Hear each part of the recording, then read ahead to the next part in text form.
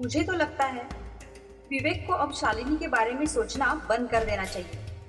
ये लड़की हमेशा खुद के बारे में ही सोचती है। मेरे लड़के की तो कुछ फिक्र ही नहीं है उसे। समाज सेवा, समाज सेवा, यह समाज सेवा लड़कियों का काम नहीं है। अगर ये लड़की दिन भर समाज सेवा करेगी तो घर कैसे चलाएगी? एक पत्नी होने के नाते वह विवेक की सेवा नहीं कर पाएगी। लेकिन ये बात मेरा बेटा समझे तब ना, वह तो उसके प्यार में पागल है। लेकिन विवेक यह नहीं जानता कि असली खुशी उसमें नहीं, असली खुशी तो इसमें है जो हम चाहते हैं वह हमें मिल जाए, तब जिंदगी स्वर्ग बन जाती है।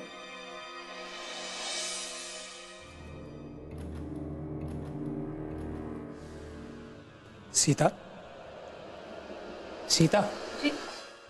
क्या सोच रही हो? कुछ नहीं।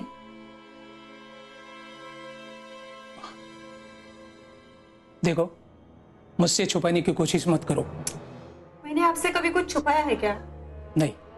फिर? मुझे मालूम है तुमने कुछ छुपाया नहीं। तो फिर क्यों पूछ रहे हैं आप? कुछ दिनों से देख रहा हूं तुम्हारा किसी भी काम में ध्यान नहीं है। तुम काम तो करती हो मगर वो काम करते समय तुम्हारा ध्यान कहीं और होता है। क्या सोच रही हो? विवेक के बारे में। उसके बारे में? आपका लाडला ऐसी लड़की से प्यार कर बैठा है जो बहुत जिद्दी और नादान है। तुम शालिनी के बारे में कह रही हो? आप सही सोच रहे हो। लोग प्यार को अंधा क्यों कहते हैं पता है? क्यों? क्योंकि प्यार करने वाले आंखों से नहीं दिल से देखते हैं। जब दिल टूट जाता है ना, तब आंखों से ही आंसू निकलते हैं। तभी तो जहां चोट लगती है वहां दर्द नहीं होता, दर्द तो सीने में होता है, सीने में। आप अपना ये प्यार का लेक्चर बंद कर दीजिए और अपनी आंखें खोलिए। तो बताओ देवी, मैं आपकी क्या सेवा करूं? देखिए, मेरा मजाक करने का बिल्कुल मूड नहीं है। मेरा भी नहीं है। तो ध्यान से सुनिए, हमारा एक ही बेटा है। उसके लिए हमें सुशील, सुंदर और उसकी सेवा करने वाली लड़की ढूंढनी चाहिए। तो शालिनी में क्या खराबी है? मुझे मेरी एक बहू और अपने बेटे के लिए एक सेवा करने वाली पत्नी चाहिए, ना कि समाज सेवा करने वाली।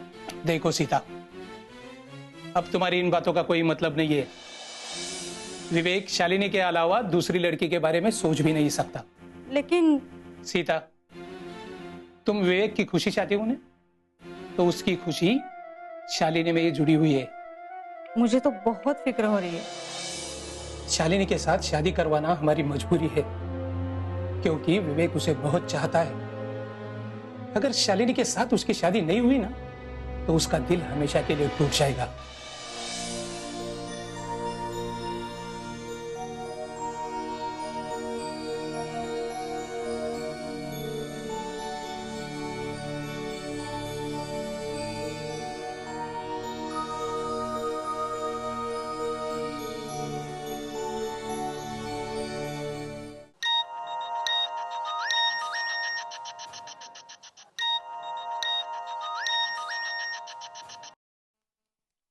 हेलो। हेलो। नमस्ते। नमस्ते दयाराम जी। पर यह क्या? दयाराम जी? अजी समधी जी कहिए, समधी जी। उसी दिन का तो इंतजार कर रहे हैं हम। उसकी चिंता मत कीजिए, उस दिन को तो आना ही आना है। आपकी बातें सुन के बहुत अच्छा लगा दयाराम जी।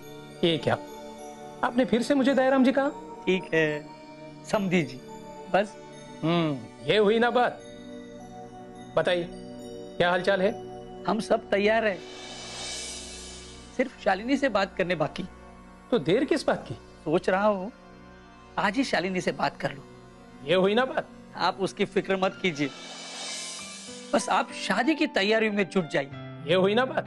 समझी जी, एक गुजारिश थी, आप अगर भाभी जी को थोड़ा समझा देते तो। वो थोड़ी नाराज है शालिनी पर। अरे समधी जी, उसकी टेंशन आप मत लीजिए। आपकी समधन की नाराजगी दूर करना हमें अच्छी तरह से आता है। बस आप एक बार शालिनी को शादी के लिए राजी कीजिए। हाँ, उसकी आप फिक्र मत कीजिए, शादी तो उसी करनी ही है। एक बात थी। कहिए। क्या है, बहुत दिन से विवेक जी से बात नहीं हुई। वो भी थोड़े परेशान होंगे शालिनी की वजह से। बस इसी बात की चिंता लगी रही। अरे उसकी चिंता आप मत कीजिए, आप शालिनी को संभालिए, मैं विवेक को संभालता हूँ। जी अच्छा। लगता है मेरी बेटी ने पिछले जन्म में बहुत अच्छे कर्म किए होंगे, इसलिए आप जैसे अच्छे लोग और इतना अच्छा परिवार उसके नसीब में लिखा है। अरे आप भी ना। अगर हमसे कोई भूल हुई हो तो माफ कर दीजिएगा। ये सब बातें छोड़िए, शालिनी को जल्दी से जल्दी शादी के लिए राजी कीजिए। मैं आपके फोन का इंतजार करूंगा। जी अच्छा, रखता हूँ।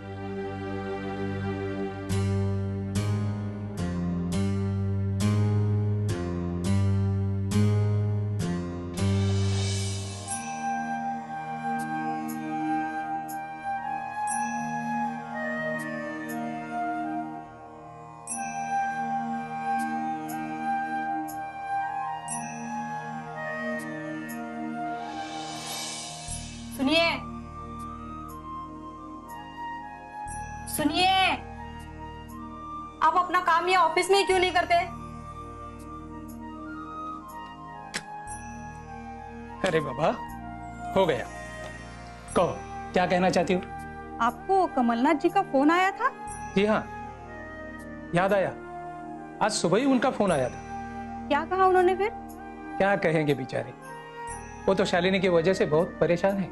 ये शालिनी भी ना। सीता, हर कोई अपनी जगह पे सही है। आप कहना क्या चाहते हैं? शालिनी उसकी जगह पे ठीक है? हमें शालिनी को समझना चाहिए।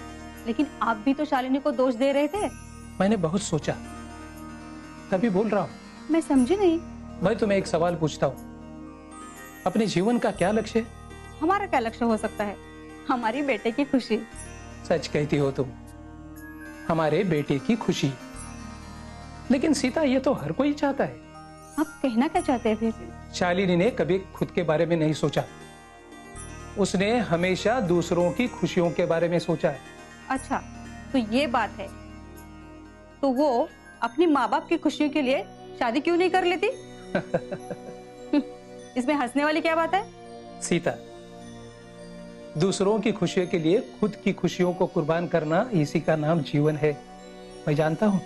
फिर भी आप लेकिन अपनों से बेगाने, अनजाने लोगों के लिए जो लोग जीते हैं ना, उनकी खुशी उनके दुख दूर करने में ही होती है। आपको क्या हो गया है? सीता, हमारा विवेक पागल नहीं है।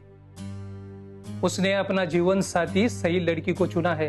इतनी जल्दी आप ये कैसे कह सकते हैं? तुम देख लेना सीता, शालिनी जिस तरह से समाज के लोगों को संभाल रही है ना, उनके भलाई के लिए जूझ रही है, ठीक उसी तरह वो अपने परिवार को भी संभालेगी। मैं थोड़ी अपने बेटे की दुश्मन हूँ। मैं तो उसकी खुशी चाहती हूँ और आपकी बात पूरी सच निकले। तुम एक काम क्यों नहीं करती? क्या? तुम शालिनी से मिल क्यों नहीं लेती? क्या करूँ मैं उससे मिलकर? मैं तो उसकी सास हूँ। सास माँ समान होती है। जानती हूँ मैं, लेकिन मैं उससे मिलकर क्या करूँ? कुछ मत करो, सिर्फ उसका हालचाल पूछ लेना। शादी के बारे में, विवेक के बारे में कुछ भी बात मत करना। उससे क्या होगा? सीता, तुम्हें शालिनी को एक बार एहसास दिलाना है कि हम सब तुम्हारे साथ हैं। शादी के बाद हम तुम्हें तुम्हारे लक्ष्य से विचलित नहीं करेंगे। समझी? अब आगे बताने की और जरूरत नहीं है। अब देखिए मैं क्या करती हूँ।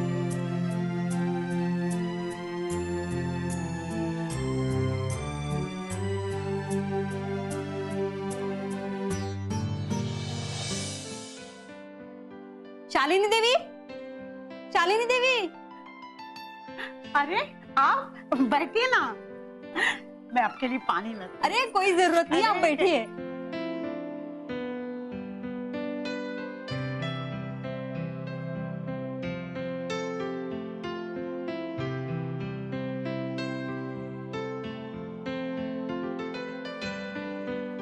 ये लीजिए पानी। Thank you. कहिए कैसे आना हुआ? कोई खास नहीं, यहाँ से गुजर रही थी तो सोच लिया होने वाली समधन जी का हालचाल पूछ लूं। अच्छा हुआ आप आई, वरना मैं आपके पास आने ही वाली थी। क्यों? क्या हुआ? सब ठीक तो है? आप तो सब जानती है, कि शालिनी की शादी को लेकर हम कितने परेशान हैं। इसमें परेशानी वाली बात कौन सी है? लड़का तैयार है, लड़के के घर वाले तैयार है, लड़की के घर वाले भी तैयार है, लेकिन लड़की तैयार नहीं है ना। वो तो आज ना कल तैयार हो ही जाएगी। लेकिन खामखा हमारी वजह से आपको परेशानी हो रही है। कोई परेशानी वाली बात नहीं है। शालिनी जैसी आपकी बेटी है वैसी हमारी भी बेटी है, उसकी चिंता मत करना आप। हमें उसे समझ लेना चाहिए। एक बार आप उसे समझा कर देखिए ना। अब समझाने का वक्त नहीं है, उसे समझ लेने का वक्त है। मैं समझी नहीं। समझाती हूँ। आज से हम लोग शालिनी की मदद करेंगे। ये क्या कह रही है आप? सही कह रही हूँ मैं। आज के बाद हम लोग विवेक और शालिनी की शादी के बारे में बिल्कुल बात नहीं करेंगे। आप क्या कह रही है? मुझे कुछ भी समझ में नहीं आ रहा है। देखिए शामिली देवी, मेरा बेटा विवेक आपकी बेटी के अलावा दूसरी किसी लड़की के बारे में सोचेगा भी नहीं। ये सब हम जानते हैं। इसीलिए तो हम चाहते कि विवेक जैसा अच्छा लड़का हमारे हाथ से निकल न जाए। कैसे निकलेंगे? उसके माँ बाप तो आप ही के हाथ में हैं। देखिए शामिली देवी, हम लोगों को उसे समझ लेना चाहिए। जो काम माँ और सास बनकर नहीं कर सके, वो काम हम दोस्त बनकर करेंगे। आप सही कह रही है। जो काम माँ बाप नहीं कर सकते, वो दोस्त बनकर ही कर सकते। वैसी आपकी बेटी है कहाँ? और कहाँ होगी? कर रही होगी किसी की मदद। आपको एक बात बताओ? हाँ पूछिए। शालिनी है ना, घर वालों को छोड़कर सबकी मदद करती है। दिन रात धूप छाव कुछ भी नहीं देखती। इसीलिए हम उसकी मदद करेंगे, ताकि उसको अपनी माँ और सास पर बहुत गर्व होगा। आपको एक बात पूछूं? पूछिए। विवेक के पापा शालिनी को लेकर नाराज तो नहीं है ना? विवेक के पापा को शालिनी पर बहुत गर्व है। आज के इस कलयुग में अपनी खुशी त्याग कर दूसरों की खुशियों के लिए मदद करना, ये बहुत बड़ी इंसानियत की बात है। सही कहा आपने।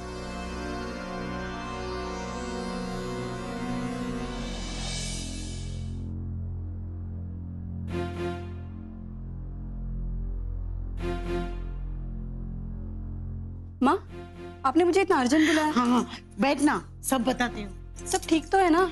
साक्षी, मुझे ना काम चाहिए। क्या आपको काम चाहिए? मैं समझी नहीं। मैं समझाती हूँ।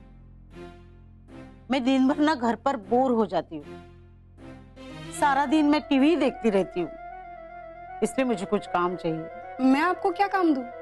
कुछ भी। जिस तरह से तुम लोग समाज सेवा करते हो, उस तरह से मैं भी समाज सेवा करना चाहती हूँ। आप और समाज सेवा? तो इसमें हंसने की क्या बात है? लेकिन माँ, आप तो हमेशा शालिनी दीदी का विरोध करती हो, तो फिर आपका ये मन परिवर्तन किसने किया?